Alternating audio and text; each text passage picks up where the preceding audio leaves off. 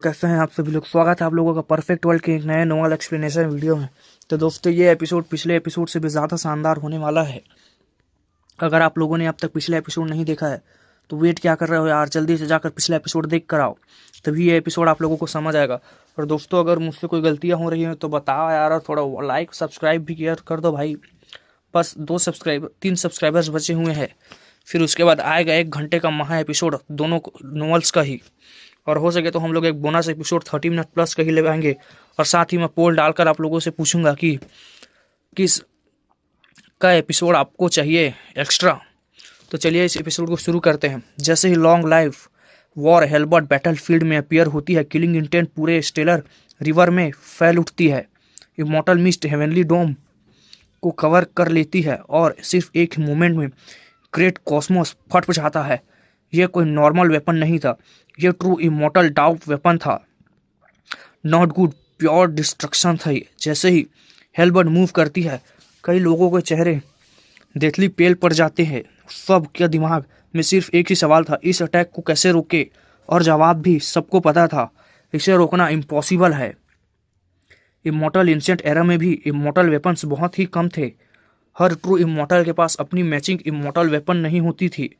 ज़्यादातर immortals मॉर्टल level weapons ही use करते थे और करंट एरा में इमॉर्टल वेपन्स ऑलमोस्ट एग्जिस्टेंस ख़त्म हो चुकी है। 9 हेवंस 10 अर्थ में सिर्फ एक दो कुछ चुनिंदा ही वेपन्स बचे होंगे, वो भी ज़्यादातर डैमेज थे क्योंकि इमॉर्टल एंशिएंट वॉर में इमॉर्टल्स मरे थे, वेपन्स भी उसके साथ ही एक्सप्लोड हो चुके थे। इसलिए ये अनमैच्ड लॉन्ग लाइफ वॉर हेल्बर्ट आज के एरा में एब्सोल्यूट सुप्रीम ट्रेजर था। जब ये अटैक करती है, ग्रेट स्टार्स कांप जाते हैं, हेवनली डोम कोलैप्स हो जाता है, स्टार्स गिरने लगते हैं। ये वेपन हेवन और अर्थ के बीच सब कुछ खत्म करने की ताकत रखता था।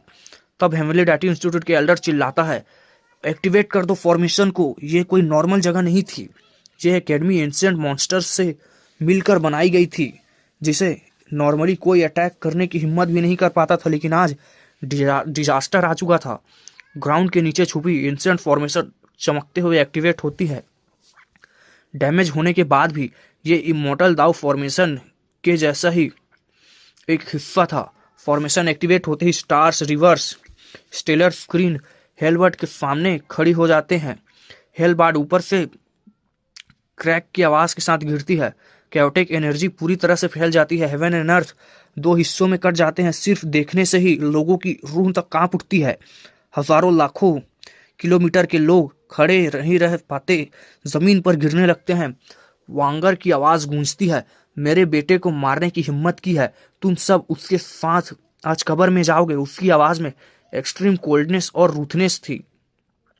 फॉर्मेशन से लाइट बीम्स निकलती हैं, एक कॉस्मिक शील्ड बन जाती है। लेकिन वांगर हंसकर बोलता है, डैमेज फॉर्मेशन मेरे क्लैन के सुप्रीम ट्रेजर को रोकेगा, सिर्फ ये सपना देखो।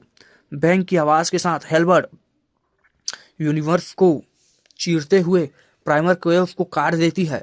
शील्ड पर स्टार्स फ्रेगमेंट्स टूटने लगते हैं, दाव सिंबल्स डिम पड़ जाते हैं। फॉर्मेशन फेल हो चुकी थी।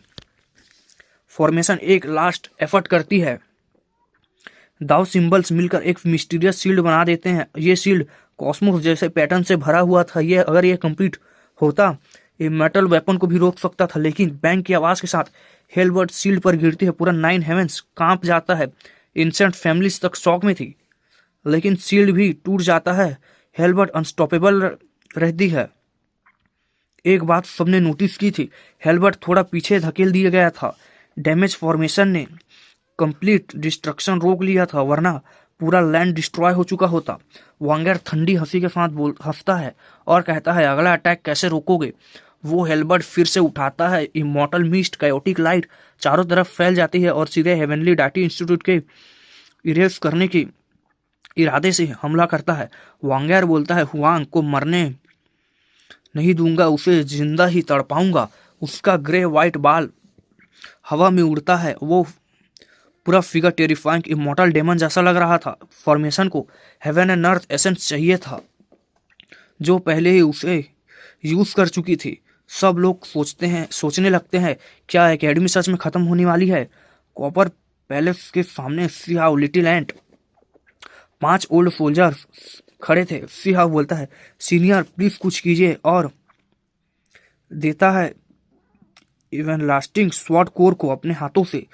सोल्जर स्वॉर्ड कोर को ऊपर लेकर उठता है। वांगर की आंखें सिकुड़ जाती हैं। ये उस लिटिल बास्टर्ड के स्वॉर्ड है ना, वो चिल्लाता है। हेलबर्ट और पावरफुल हो जाती है।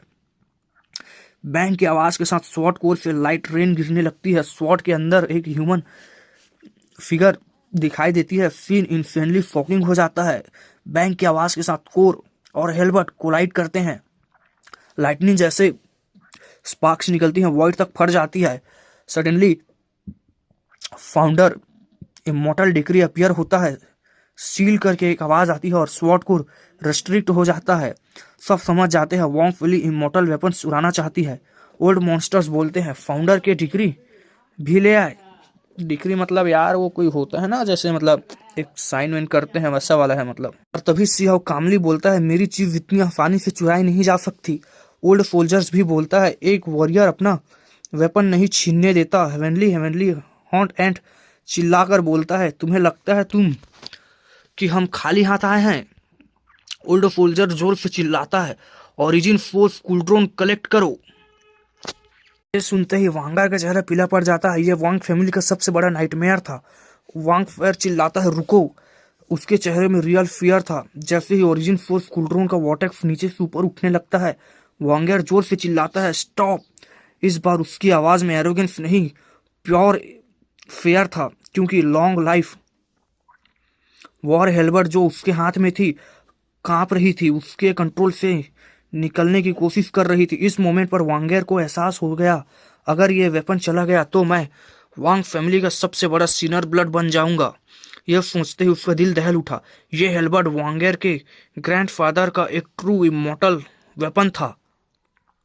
उन्होंने अपनी पूरी जिंदगी लगाकर इसे रिफाइन किया था। यह वेपन पास्ट और प्रेजेंट की लॉन्ग रिवर तक को कट कर सकती थी। रिवर ऑफ टाइम को, सीधी बात यार।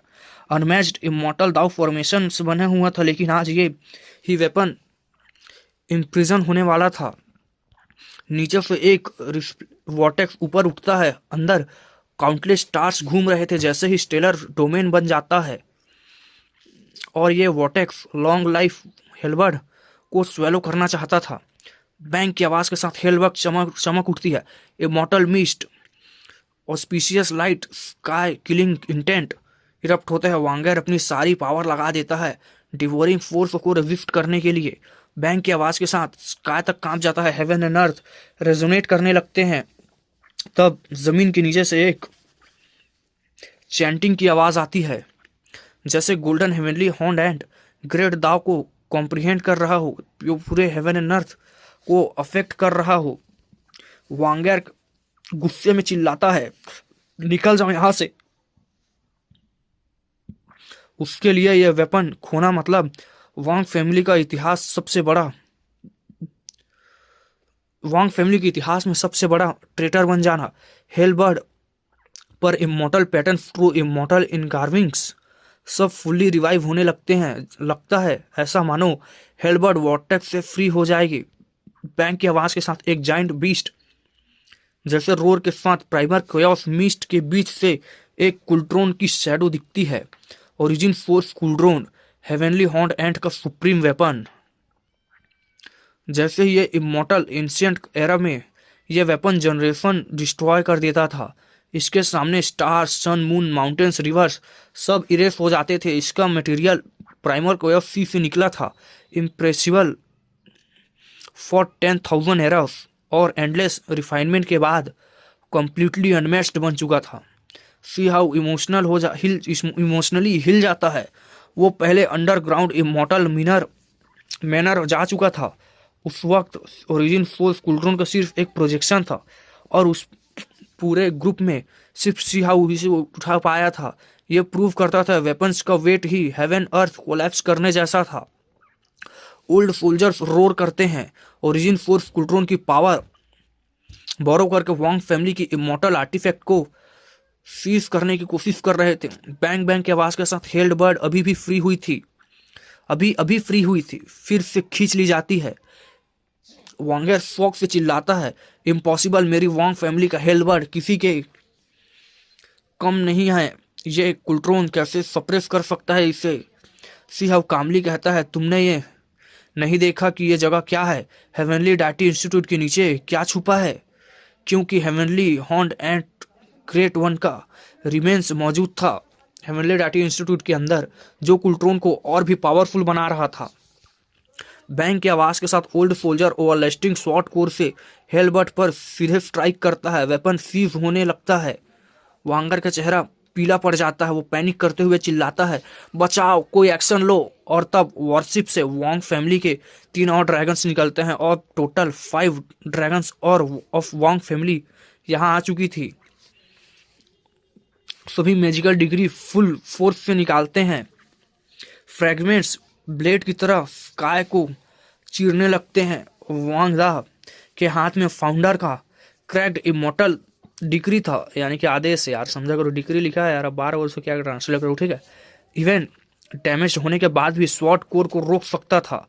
एब्जॉर्ब गोल्डन लाइट वांगर को रैप कर लेती हैं। वॉरशिप श्रिंक हो जाती है और एकेडमी से बहुत ही दूर चली जाती है। वांग फैन कोल्डली कहता है, कुल्ट्रोन शील्ड है, दूर जाकर ये कुछ नहीं कर पाएगी। वांगर धमकी देता है, आज हेवनली डायटी इंस्टीट्यूट जरूर खत्म होगी। तब गोल्डन हेवनली एंड कैजुअली बोलता है, अगर दम है तो आ जाओ बुड्ढे। वांग दा तभी ऑर्डर देता है, लॉन्ग डिस्टेंस ऑफेंस करो। वॉरशिप प्लस हेलबर्ट प्लस डिग्री सब एक साथ अटैक करते हैं, लेकिन नीचे से वॉर्टेक्स सारी डिवाइन पावर स्वेलो कर लेता है। 5 ड्रैगन शॉक में थे, वो चिल्लाते हैं, इम्पॉसिबल। तब वॉरशिप के पीछे से ग्रेट एल्डर मिंग तियानजंग अपीयर होते हैं। प्योर गूज बम मोमेंट, पूरे 9 ड्रैगन्स की फट पड़ी थी। वांगर का रंग उड़ जाता है, आप यहाँ कैसे? वो चिल्लाता है। हुआ immortal king corpse cloth, great elder immortal king corpse cloth wrapping निकालते हैं। सेलेस्टियल बॉडीज गिर जाती हैं। इमोर्टल डिग्री सप्रेस हो जाती है। 2 इमोर्टल किंग से ब्लड से भीगे हुए बैनर तुम्हारे डिग्री को कंपेयर करोगे? ऐसा हो भी नहीं सकता। ग्रेट एल्डर को degree original force cold drone में फेंक देते हैं। डिग्री को ओरिजिनल कूल ड्रोन में फेंक देते हैं। Permanent seal, 5 old soldiers versus 5 Meng family dragons. Sky split हो जाता है। Swords plus halberds, sword seeking battle होने लगती है। बैंक की आवाज के साथ वांगर खून उगलता हुआ एक हाथ उसका कट जाता है। हेलबर्ड उससे छूट जाती है। 5 ड्रैगन्स ये सब सेवरली इंजर्ड कैप्चर हो जाते हैं। अरे यार क्या देखा, कितना शॉर्ट में लिखा है भाई इन सभी का बैटल्स को। गोल्डन एंड तभी चिल्लाता है, कहाँ गया तुम्हारा घमंड? लगता है खुद को ही पोर्ट में पकवाने के लिए आए हो। भाई सियाह अगर इनकी लेवल पे होता ना, और पक्का इन्हें मार का खाया जाता है यार, मुझे इतना तो पक्का पता है। वो मतलब एक मॉन्स्टर है सियाह, पहले से बोलते हैं ना कि डेविल वांग, ये सिर्फ नाम नहीं है, खौफ है। वांग फैमिली के 5 ड्रैगन्स सब के सब कैप्चर कर लिए गए थे। खून से लथपथ बॉडी पर अभी भी कायोटिक एनर्जी बाकी थी, और सबसे बड़ी बात, उन्हें सीधे हेवनली डायटी इंस्टीट्यूट के अंदर फेंक दिया जाता है। दूर से देखने वाले थर थर कांपने लगते हैं, क्योंकि ये 5 ड्रैगन्स जो साथ हो जाए तो 9 हेवंस तक को उलट सकते थे। कोई भी उन पर हंसा नहीं, क्योंकि सब जानते थे उनके ओपोनेंट्स कौन थे। 5 ओल्ड सोल्जर्स, ये इमोर्टल एंशिएंट एरा के वॉरियर्स थे, एंडलेस वॉर सर्वाइव किए थे। इनकी बॉडी ब्रोकन थी पर स्पिरिट अनडाइंग थी। उस एरा में सारे क्लैंस फॉरेनर्स एनिमीज के खिलाफ लड़े थे। स्काई कोलैप्स हुआ था। अर्थ रप्चर, यार क्या लिखा पता है, घोस्ट क्राई कर रहे थे। गॉड्स टेम्पल वर्ल्ड खुद के टूटने वाला था, और उस हेल में ये 5 सोल्जर जिंदा बचे थे। सिर्फ ये फैक्ट ही सब कुछ एक्सप्लेन कर देता है, इसलिए बैटल इतनी इंटेंस थी। गलत ये नहीं कि 5 ड्रैगन्स कमजोर थे, बल्कि असली बात ये थी कि ये सामने के मॉन्स्टर्स खड़े थे उनके सामने। फाइट के दौरान सोल्जर्स के अंदर स्लीपिंग हीरोइक स्पिरिट्स रिवाइव हो गए थे। बैटल कॉन्शियसनेस वापस आ गई थी। इमॉर्टल मिस्ट सर्च कर रहे थे। इस वर्ल्ड ने अनमैच्ड थे वो।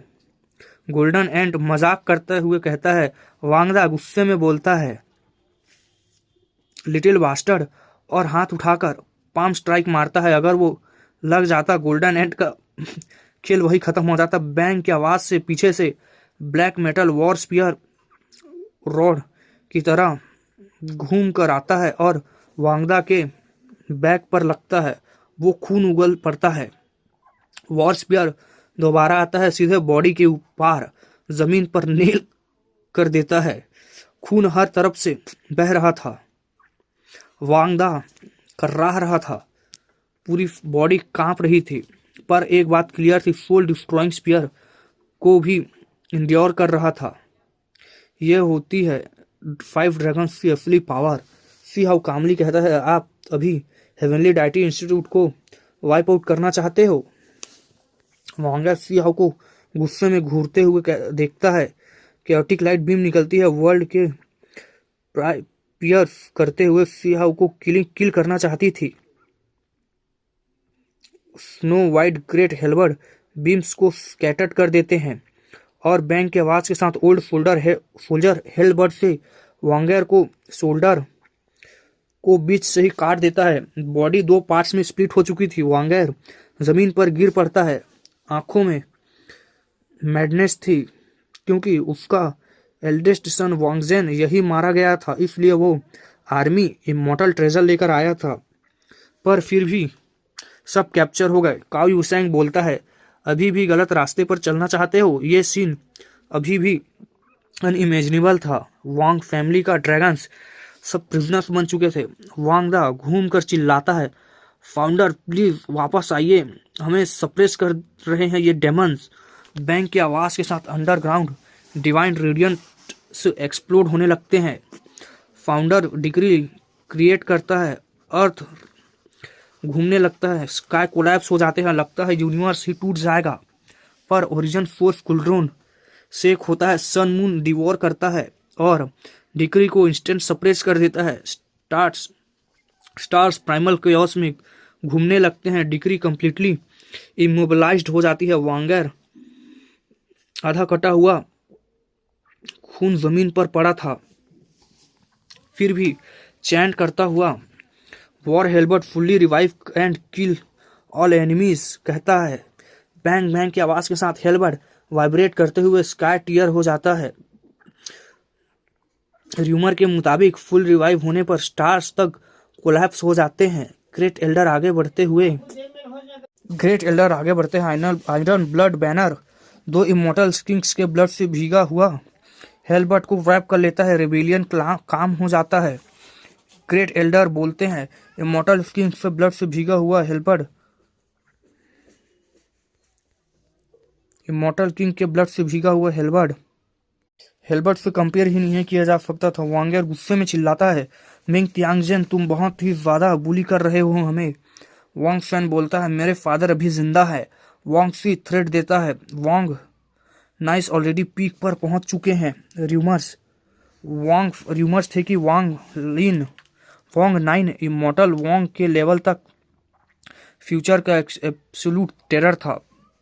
ग्रेट एल्डर कामली बोलते हैं, जब तक मैं जिंदा हूं मैं इविल ड्योर्स को सप्रेस करता रहूंगा। और सी हाउ को देखता है। सी हाउ के अंदर फायर इग्नाइट होती है, उसे स्ट्रांग बनना ही पड़ेगा। वो कमिटमेंट का लेता है। वांग सी काओ यूसैंग को मारना चाहता था। ओल्ड सोल्जर सीधे हेड कट कर देता है। वांग सी चिल्लाता रहता है, जिंदा है पर एग्जीक्यूटेड। गोल्डन एंड चिल्लाता है, इन इंसेक्ट्स को लेक्चर क्यों दे रहे हो, सीधे स्लैप करो।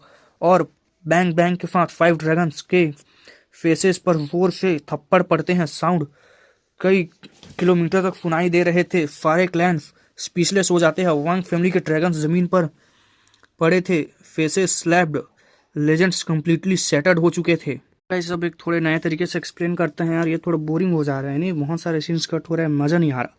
तो चलो एक नए तरीके से स्टार्ट करते हैं। तो हम देखते हैं पांचों ड्रैगन जमीन पर दबाकर बेरहमी से पीटे जा रहे थे। यह नज़ारा किसी फैंटेसी से कम नहीं था। वहां मौजूद हर इंसान फन्न रह गया था। अलग अलग लॉन्ग लाइफ फैमिली के लोग यह देखकर बोल तक नहीं पा रहे थे। वो खुद से पीछे हटकर पूछ रहे थे, क्या जो हम देख रहे हैं वह सच है? लेकिन हकीकत उनकी आंखों के सामने थी। बिंग बैंग बिंग बैंग तेज वो साफ आवाजें गूंज रही थी। 5 एल्डर्स बिल्कुल भी दया नहीं दिखा रहे थे। उन्होंने ऐसा हमला किया कि 5 ड्रैगन्स अब और सह नहीं पाए। मांस फट गया, हड्डियां टूट गई। अगर कोई पास जाने की हिम्मत करता तो वही उसे उड़ा दिया जाता, खून की धुंध बना दिया जाता। पहले ही 5 ड्रैगन्स की कल्टीवेशन सील कर दी गई थी, फिर भी उनका शरीर अपने आप प्रोटेक्टिव शील्ड बना रहा था। लेकिन अब वे बिल्कुल भेड़ों की तरह थे। ओल्ड वॉरियर्स के सामने बिल्कुल बेबस, इमोर्टल एंशिएंट के बचे खुचे रिमेन्स। तुम लोगों को तो कब मिट जाना चाहिए था। हमारी बेइज्जती करने की तुम्हारी हिम्मत कैसे हुई? वांगू गुस्से में चिल्लाया। वह जरा भी झुकने को तैयार नहीं था। उसका पूरा शरीर कांप रहा था। उसके लिए यह जिंदगी की सबसे बड़ी बेइज्जती थी। जमीन पर दबाकर थप्पड़ मारे जाना, ऐसा अपमान उसने कभी नहीं सोचा था। उसे इतना अपमान फील हो रहा था कि वो खुद को एक्सप्लोड कर देना चाहता था।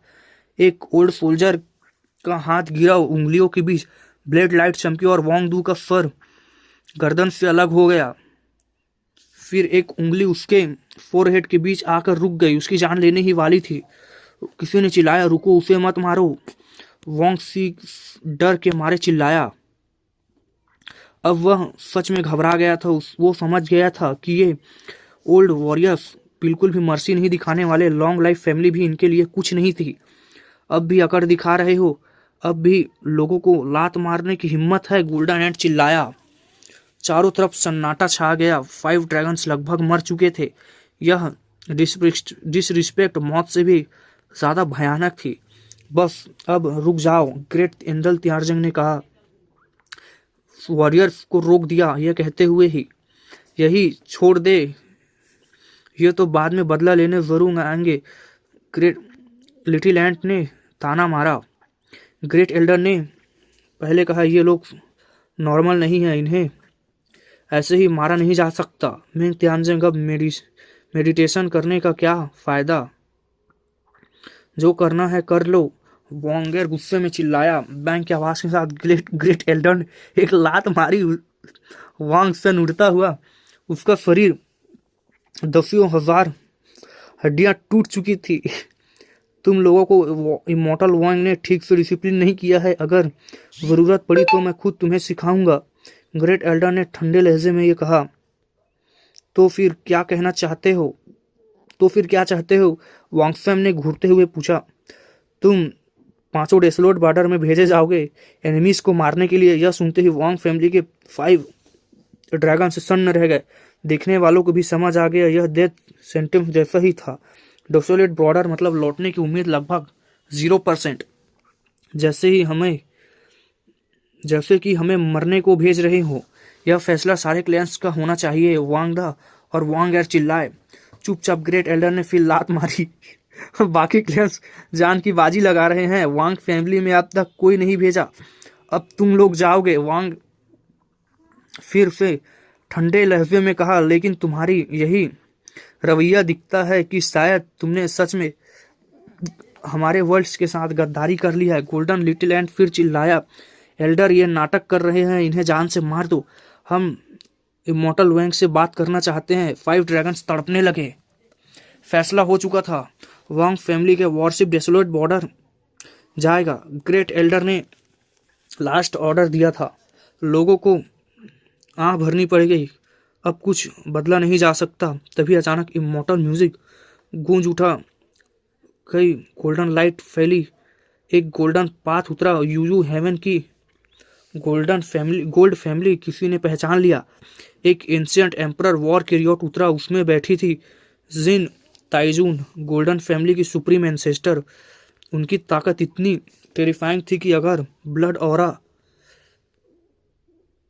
जरा भी निकलती तो हेवन एंड अर्थ तक हिल जाते। ब्रदर मैंग, मैं लीनियंसी मांगने आई हूँ। इन 5 ड्रैगन्स को छोड़ दो।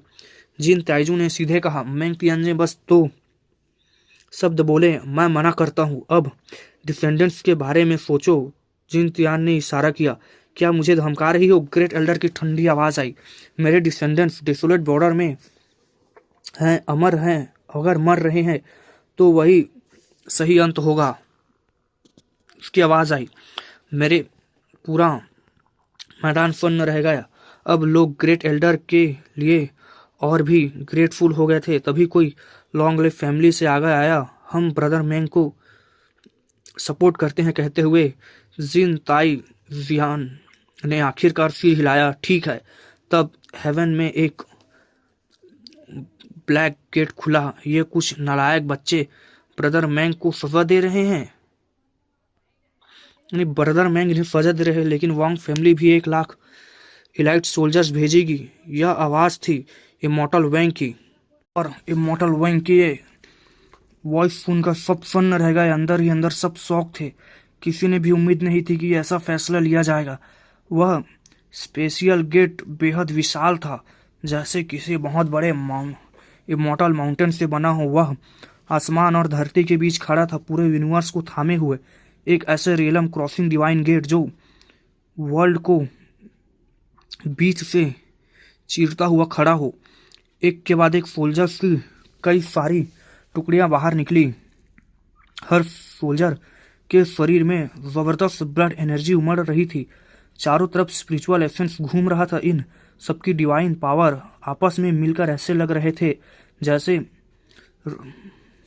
कि समुंदर की वेव्स आपस में टकरा रही हो। आसमान हिल रहा था। पूरा इलाका डिसबैलेंस हो गया था। यह कोई नॉर्मल वॉरियर नहीं थे। चमकते हेलमेट, चमकती आर्मर्स, हथियारों में गोल्डन रोशनी सीधे 9 हेवंस तक फैल रही थी। इतनी खतरनाक दिखने वाली कि प्रिमोडियल स्पिरिट्स तक कांप जाएं। ऐसा लग रहा था जैसे हेल के दरवाजे खुल चुके हैं। डेमोनिक गॉड्स बैटल में कूद पड़े हों। शुरू में माहौल शांत था, लेकिन जैसे ही पूरी वॉरियर्स आई, बारबेरिक बीस्ट को माउंट्स की तरह लाया गया था। ये सब एंशिएंट बीस्ट थे। कई तो स्पीसीज 10,000 साल कल्टीवेशन की थी। उस पर सवार नाइट्स हाथों में स्पाइक्स और वॉर स्पीयर्स लिए हुए एक बेहद डरावना मंजर दिख रहा था। इन बीस्ट के स्केल्स मेटल की तरह चमक रहे थे। हर एक की दहाड़ से स्पेस इंस्टेंटली फट रही थी। 10,000 से ज्यादा एंशिएंट बीस्ट, कई के सर पर लंबे नुकीले हॉर्न्स थे। आसमान में हेवनली ब्लेड्स की तरह चीरते हुए उनके हूफ जमीन तक पहुंच रहे थे। पूरा इलाका शोर और किलिंग इंडियन से भर गया था। यह साफ था, ये आर्मी जहां भी जाएगी खून की बारिश होगी और सिर्फ डिस्ट्रक्शन आएगी। किसी ने सोचा नहीं था इमॉर्टल वैंग इतना बड़ा इन्वेस्टमेंट करेंगे। 1 लाख इलाइट सोल्जर्स सीधे डेसोलेट बॉर्डर के लिए। और ये सब अभी खत्म नहीं हुआ। अचानक स्काई से जोरदार बर्ड्स क्राइज गूंजने लगी। अचानक विशाल विंग्स फैलने लगे। एक के बाद एक विशियस बर्ड्स गेट से निकले, अपने डिवाइन विंग्स फैलाते हुए आसमान को तक ढक लिया था। ऐसा लग रहा था जैसे ब्लैक सन को निगल लिया गया हो। सन को जैसे ब्लैक निगल लिया गया हो। दम घुटने लगा था, ऐसा लग रहा था। 10,000 फ्लैंग बीस्ट, हर एक पर एक कल्टीवेटर बैठा हुआ था। Man plus divine bird, deadly combination लग रहे थे। इन बर्ड्स में डिवाइन बर्ड्स की ब्लड लाइन थी, डिसेंडेंट्स थी। गोल्डन क्रोज, पैंक्स, ग्रीन गोल्डन लायंस, उनके पंख आसमान तक को चीर रहे थे। 10,000 ground beast, 10,000 plus flying beast, 80,000 war carrier soldier से पूरा आसमान और धरती तक हिल चुका था। यह मेरी सिंसियरिटी है। इमॉर्टल वैंग की आवाज गेट के पीछे से गूंजी। अब सब समझ गए थे ये दिखावा नहीं था, यह वांग फैमिली की रियल आर्मी थी। ग्रेट एल्डर मैंग तियानजिंग ने आर्मी को देखा और थोड़ी देर चुप रहे, फिर मुस्कुराते हुए बोले, ब्रदर वैंग ने बहुत बड़ा कंट्रीब्यूट किया है। ये आर्मी हमारे लिए लाइफ सेविंग सपोर्ट है। आसमान में मौजूद गोल्डन पाथ सोल्जर के शरीर में लौट गए। ये सब लॉन्ग लाइफ फैमिली के रूलर्स थे, पियरलेस एक्सपर्ट्स। ताइजून पहले चौंकी फिर मुस्कुराई। ब्रदर वैंग, आप आज भी वैसे ही हो। हीरोइक, अनमैच्ड, मैजेस्टिक, ऐसी डेडिकेशन सच में काबिले तारीफ है।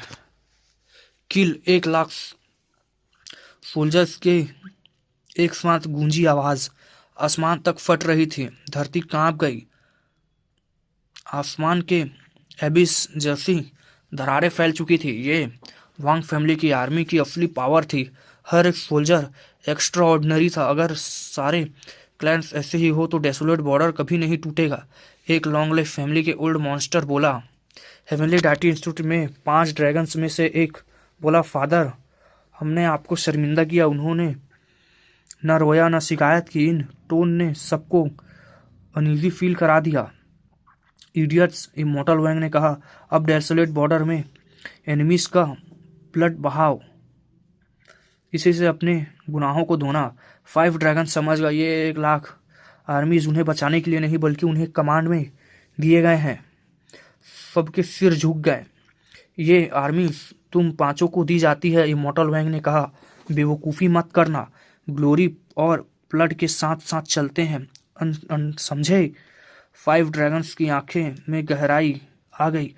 जिन ताइजून हंसी और उसके खुद हेवनली डायटी इंस्टीट्यूट को सील्स हटा दी। पैंग की आवाज़ के साथ 5 ड्रैगन्स की ब्लड एनर्जी फट पड़ी। सर से multi coloured scarlet light heaven तक को चीर रही थी। कैयोटिक एनर्जी चारों तरफ फैल गई। इसी भयानक ताकत से ये लोग सच में मारने बेहद मुश्किल थे। डेसोलेट बॉर्डर में लेजेंड्स बनाओ, जिन ताइजून बोली। ड्रैगन्स ने सैल्यूट किया। उन्होंने सी हाउ, कायूसेंग और गोल्डन लेफ्टिनेंट को ठंडी नज़र से देखा। कुछ नहीं बोले, लेकिन वह नज़र ही काफ़ी थी। मेंग तियांगजेंग ने कहा, ब्रदर वैंग, आइए थोड़ी देर बात कर लें। गोल्डन पाथ फिर उभरा और उससे इमोर्टल वैंग बाहर आए। एक 17 से 18 साल का यंग यूथ लग रहे थे। सब हैरान रह गए, यही इमोर्टल वैंग है। Half step to immortality. इस दुनिया के सबसे ताकतवर लोगों में से एक। बातों के बाद डेसोलेट बॉर्डर के लिए निकलेंगे 1,00,000 वांग फैमिली सोल्जर। रवाना हो गए। खाना पड़ रहा हूँ यार, देखो इतनी भूख लगी है दोस्तों, क्या बताऊँ यार।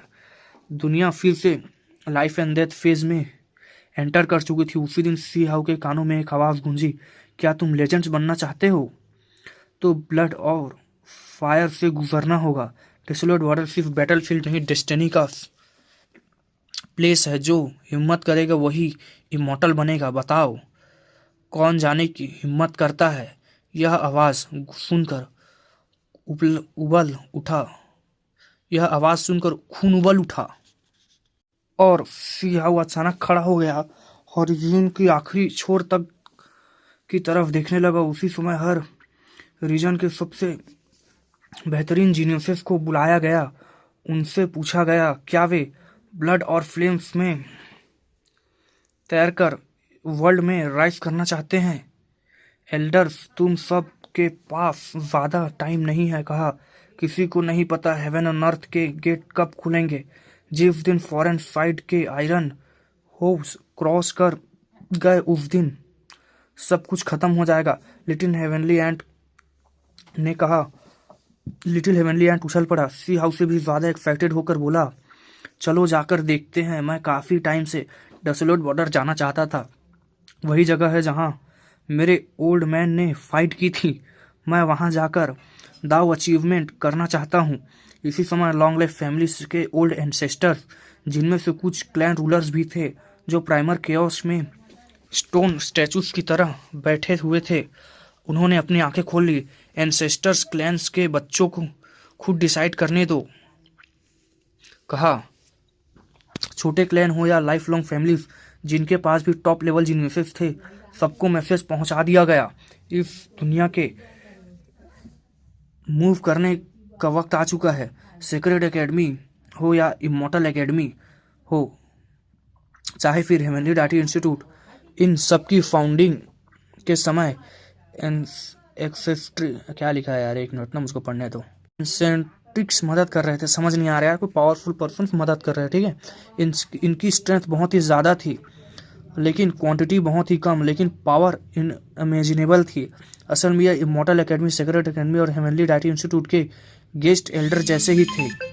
और साथ ही तीनों एकेडमीज के मर्ज होने की जो रूमर थी उनके पीछे भी इन्हीं लोगों का हाथ था। नॉर्मली ये लोग आइडल, क्लाउड्स और फील्ड क्रेन्स जैसे होते हैं, दुनिया में घूमते रहते हैं, कब आए और कब गए किसी को पता नहीं। लेकिन अब जब दुनिया डिजास्टर में थी ये सब वापस लौट आए थे।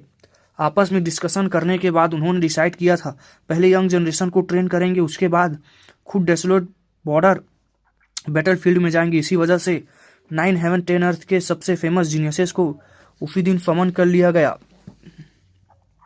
असल में ये ज़्यादातर जीनियसेस पहले से ही इमॉर्टल एकेडमी, सेक्रेट एकेडमी के डिसाइपल्स थे।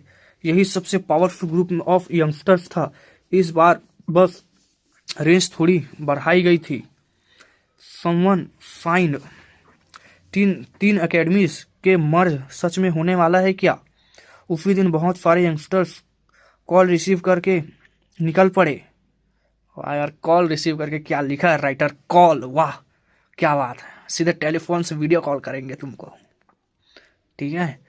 अगले कुछ दिनों में अलग अलग जगहों से यंगस्टर्स भी मूव करने लगे। सीनियर से बात करके उन्होंने डिसाइड किया चाहे डेसोलेट बॉर्डर जाए या ना जाए, लेकिन जीनियसिस की गैदरिंग वाली जगह जरूर जाएंगे।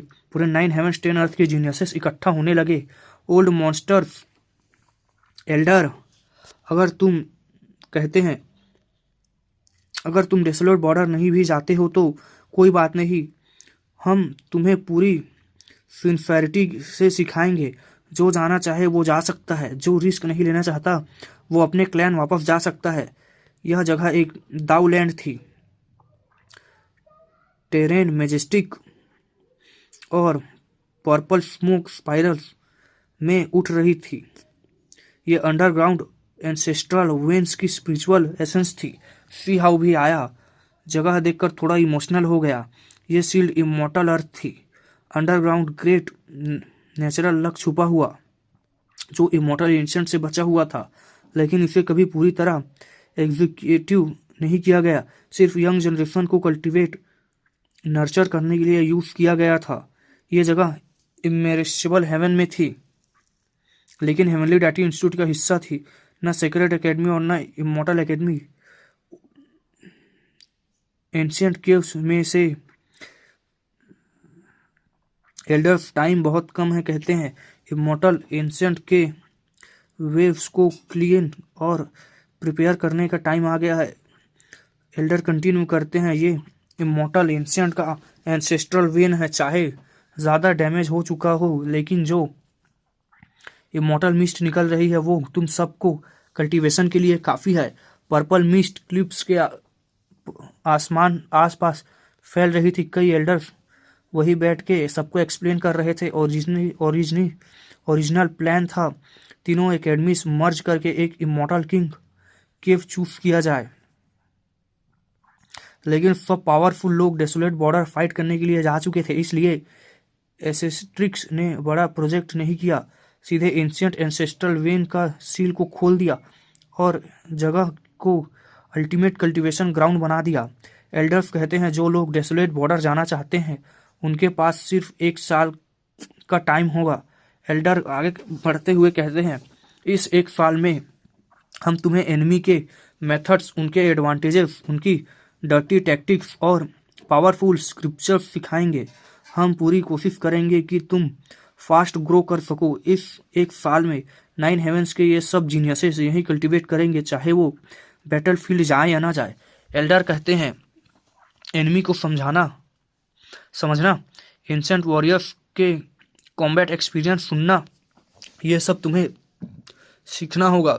एल्डर्स कंटिन्यू करते हैं पास्ट में एक ऐसा इंसान भी था जो एक ऑर्डिनरी मैन से स्मॉल सोल्जर बना और लगातार ब्लड बैटल्स करने के बाद फॉरेन वर्ल्ड के लिए नाइटमेयर बन गया था।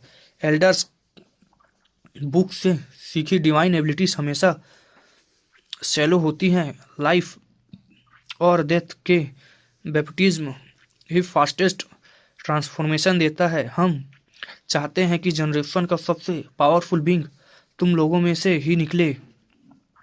एल्डर्स लगातार बोल रहे थे, सबको मोरल हाई करने के लिए। अगर टाइम प्रेशर और वॉर पास न होता तो ये सब क्यों करते। सबको किसी मिरेकल की उम्मीद थी।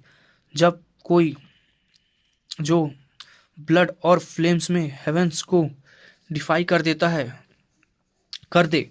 सिहाव ने यहाँ कई पहचाने हुए फेसेस को देखा। किन ये which immortal academy and secret academy के कई heavens defying geniuses, little sky king, nine nether world, आउ ग्रेट फूटवो और भी काफ़ी सारे लोग। उसके सीक्रेट एकेडमी के एक ग्रुप भी था। उनमें एक आदमी वांग जी के साथ था जो चाहकर भी अटेंशन से बच नहीं सकता था। वो इमॉर्टल मिस्ट से घिरा हुआ था, जैसे वो एम्परर मॉर्टल वर्ल्ड में आ गया हो। पूछने की ज़रूरत ही नहीं थी, ये जिन वांग था। ये इस जनरेशन का प्राइड ऑफ हेवन। वो प्रेजेंट वर्ल्ड पाथ पर चल रहा था। वो प्रेजेंट कल्टीवेशन पाथ फॉलो कर रहा था, ठीक है, लेकिन उसके बॉडी के अराउंड डेंस इमॉर्टल एनर्जी थी। बहुत ही शॉकिंग सीन था ये। इसके अलावा इमॉर्टल एकेडमी और सेक्रेट एकेडमी के कुछ और पियरलेस जीनियस भी आए थे। लॉन्ग लाइफ फैमिली के हिडन इनहेरिटर्स भी थे। सच में ये गैदरिंग ऑफ स्टार्स थी। 9 हेवंस 10 अर्थ के यंग जनरेशन के हीरोज का एक सम्मेलन। लूनर जेट रैबिट उछल कर आई और बोली, सी हाउ, मैंने सुना है तुमने ग्रेट स्कारलेट बॉर्डर में अकेले ही 10 किंग्स को मार दिया। वहां बिल्कुल मेरे भाई जैसे हो। उसने ये कहा, असल में वो सिर्फ 13 से 14 साल की लगती थी। सिल्वर हेयर, रूबी जैसे जेड आइज, पूरी तरह से इनोसेंट सी लड़की। किन ये पास आई और सॉफ्टली बोली, सी हाउ, तुम ठीक हो ना। ग्रेट स्कारलेट स्काई बॉर्डर की बैटल ने पूरी यंग जनरेशन को हिला दिया था। पर्पल सन हेवनली मोनार्च मारा गया, लू होंग भी फेल हो गया। ये सब यंग सुप्रीम बींग्स थे। सी हाउ ने लगातार 10 बैटल्स जीती थी। अटेंशन से बचने का तो कोई सवाल ही नहीं था। सब यंगस्टर्स उनकी तरफ देख रहे थे। लिटिल स्काई किंग, चिन जैंग, वांग जी सब सिहाव को सिहाव स्माइल करता है। वापस जाकर तुम सबको फॉरेन क्रीचर्स का फीस्ट दूंगा। किंग लेवल ब्लड लाइन वाले डिलीशियस होंगी। मैंने खुद भी पहले कभी टेस्ट नहीं किया। लूनर जेड रैबिट हंसने लगती है ज़बरदस्त तरीके से। मुझे सब्जियां बहुत पसंद है। फॉरेन रेडिस और कैबेज अब तक नहीं खाई, इस बार फुल एंजॉय करूंगे। थोड़ी देर बाद माहौल सीरियस हो गया। क्लिफ पर एल्डर्स बोलने लगे, फॉरेन फाइट के किंग क्लैंस और टेरिफाइंग अनमैच्ड क्लैंस के बारे में। एल्डर सीरियस टोन में कहते हैं, एक एम्परर क्लैन जो एनलैन और सूतुओं से भी ज़्यादा एंशिएंट है। उनकी पावर इतनी टेरिफाइंग है कि सिर्फ सोचने से ही डर लगने लग जाता है। एल्डर आगे बढ़ते हुए कहते हैं, उनके पास एक इन्नेट एबिलिटी है जो एक ऐसी एंसेस्ट्रल मेथड बनाती है जो डिवाइन एबिलिटीज, प्रीशियस टेक्निक्स और हर तरह के मेथड्स को कॉपी कर देती है। सब लोग शॉक हो जाते हैं। डिवाइन एबिलिटीज, इम्यूनिटी, ये कितना हैविंग डिफाइंड है। मतलब एग्जिस्ट नहीं, मतलब वो कर देती है, उन्हें इम्यून बना देती है उनकी बॉडी को। ये कितना हैविंग डिफाइंड था। सी हाउ भी डीप सोच में चला जाता है। उसने ये पहले कभी नहीं सुना था। उसने ये पहले भी सुना था। उसने खुद भी एक सिमिलर फोर्स कल्टीवेट की थी, मैजिकल फोर्स इम्यूनिटी, जो शॉर्ट टाइम के लिए एनिमी को टेक्निक्स स्कैटर कर देती है। ये उससे गोल्डन बॉडी फ्रूट खाने के बाद मिली थी ये टेक्निक उसे। लेकिन फॉरेन एम्परर क्लैन के लिए ये उनका नेचुरल टैलेंट था और ये ग्रेट एरास के रिसर्च का रिजल्ट था। सी हाउ सोचता है, मैं इसी क्लैन के साथ लाइफ एट डेथ बैटल चाहता हूँ। इसी का सामने से अपने मेथड को परफेक्ट कर सकता हूँ। एल्डर ग्रेवियर वॉइस में कहते हैं, एनलेन क्लैन का नाम ही टैबू है। इमॉर्टल एंशिएंट टाइम में heavenly horn and great one को गोल्डन पाइक के उन्होंने ही पियर्स कर दिया था। उसका खून स्टार्स तक बिखर गया था। यंगस्टर सब के सब स्टंट थे। यंगस्टर्स जूनियर फॉरेन साइड के पास अनडाइंग बिंग्स हैं क्या पूछते हैं, और हमारी दुनिया में ट्रू इमॉर्टल खत्म हो चुके हैं। तो हम कैसे फाइट करेंगे? क्या हम ऑलरेडी डेस्टिनी से बंधे हुए हैं सिर्फ और सिर्फ हारने के लिए? तो दोस्तों इस वीडियो को यहीं तक रखते हैं। यार बस बताओ यार कैसा लग रहा है एक्सप्लेनेशन, पसंद आए कि और कुछ चेंज करूं, थोड़ा बताओ, कमेंट वमेंट करो अपनी ओपिनियंस, ताकि मुझे भी पता चल सके। ठीक है, तो इस वीडियो को यहीं तक रखते हैं। तब तक के लिए अलविदा। मिलते हैं कल एक नए वीडियो के साथ दोस्त।